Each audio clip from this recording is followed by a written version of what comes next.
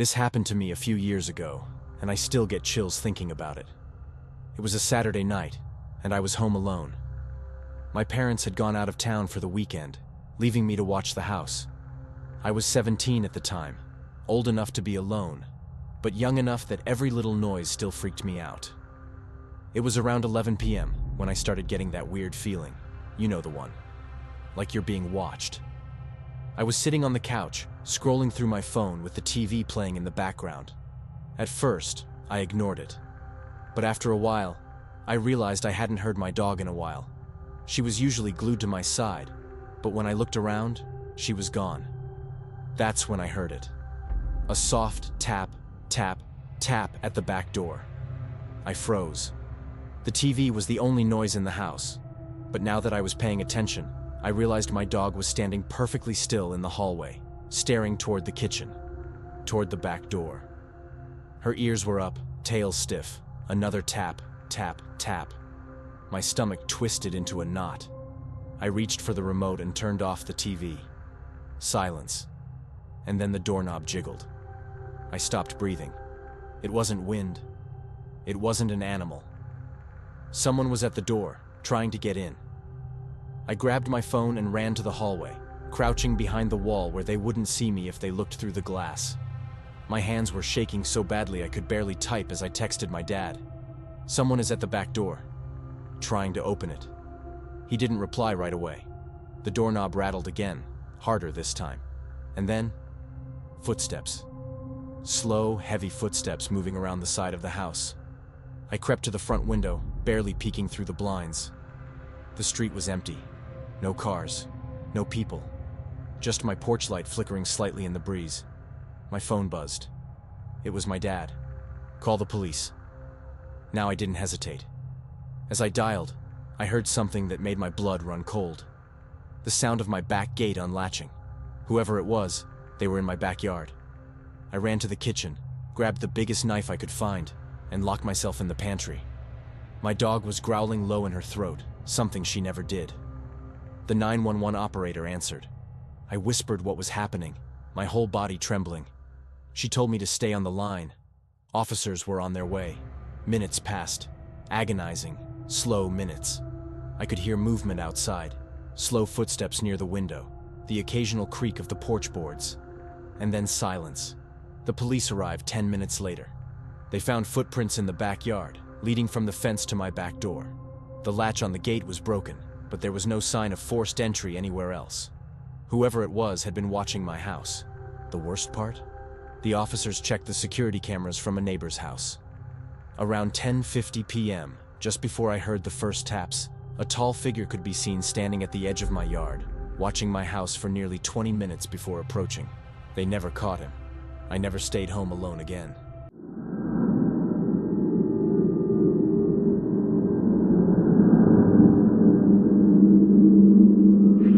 I was home alone, nothing unusual. My parents were out of town for the weekend and I was looking forward to a quiet night. Just me, a movie, and some snacks. I wasn't even watching anything scary, just a dumb comedy to pass the time. That's when the lights flickered. It wasn't a full blackout, just a quick, sharp flicker. But something felt off. You ever get that weird sensation like someone's watching you? That's how I felt, even though I was alone. Then I saw it.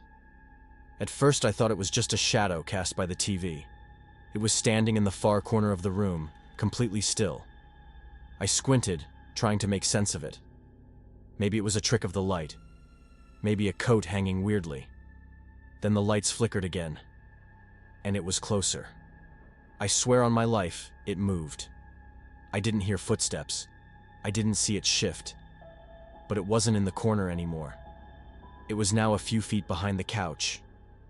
I felt my stomach drop. My skin crawled. I wanted to convince myself I was imagining things, but something deep inside me, something primal, knew better. The lights flickered again, even closer. I could barely breathe. I didn't want to turn around, but my eyes flicked to the TV screen, which was now black after the movie ended. And in that reflection, I saw it more clearly. It wasn't shaped like a person. It was too tall, its limbs too thin. Its body didn't move like something living. It shifted, like smoke trying to take form, but failing. Then the lights flickered again, and it was right behind me. I don't remember thinking. My body just reacted. I launched myself off the couch so fast I tripped over the coffee table, knocking my drink onto the floor. My heart pounded as I scrambled for the light switch and flipped it on, and just like that, it was gone. The room was empty. I stood there panting, trying to convince myself it was all in my head. Just my imagination. Just paranoia. Then I saw it. A single, wet footprint on the hardwood floor, right where the shadow had been standing. My entire body went cold. I couldn't move, couldn't breathe. And then, the lights flickered one last time, and every single bulb in the house shattered. I ran.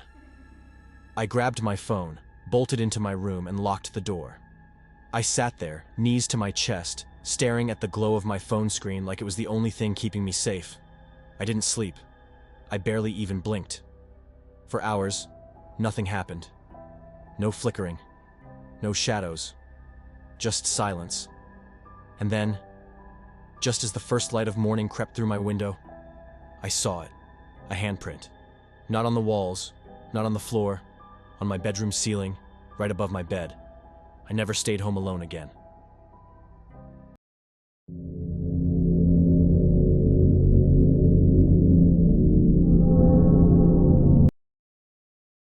I don't tell this story often, mostly because when I do, people either don't believe me, or they ask why I didn't call the cops sooner. And honestly, I don't have a good answer. I was young. I was stupid. And I thought I was safe. But I wasn't. It happened about 5 years ago, during one of the worst snowstorms I can remember. I was living alone in a small house just outside of town, in one of those areas where the nearest neighbor is a quarter-mile away. It was peaceful usually. That night, though, the wind was howling like something alive. The snow had been coming down hard since sunset, and by midnight, everything outside was buried in white. My car, the driveway, even the porch steps all gone under a thick layer of ice and snow. I was curled up on the couch, wrapped in a blanket, half watching some random show when I heard it. A knock. Not loud, not frantic, just a single knock on my front door. I sat up. I wasn't expecting anyone.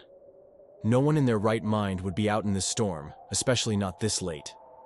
I told myself it was just the wind, that maybe a branch had fallen, or some ice had cracked against the wood. But then it came again. Knock. Just once. Slow. Deliberate. I grabbed my phone and crept to the door, my heart pounding. My porch light was on, casting a dim, yellow glow across the snow. I peeked through the peephole, and my blood ran cold. There was a man standing in the snow. No jacket, no hat, just a thin hoodie and jeans, completely soaked through. His face was turned downward, his hands hanging limp at his sides. His body was rigid, almost unnatural, like he wasn't cold at all. I didn't move. I didn't even breathe.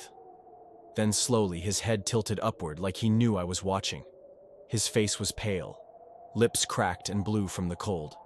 But his eyes were wrong, wide, unblinking, staring straight into the peephole. I backed away from the door, my hands shaking. I didn't know what to do. If he needed help, why wasn't he saying anything? Why wasn't he shivering?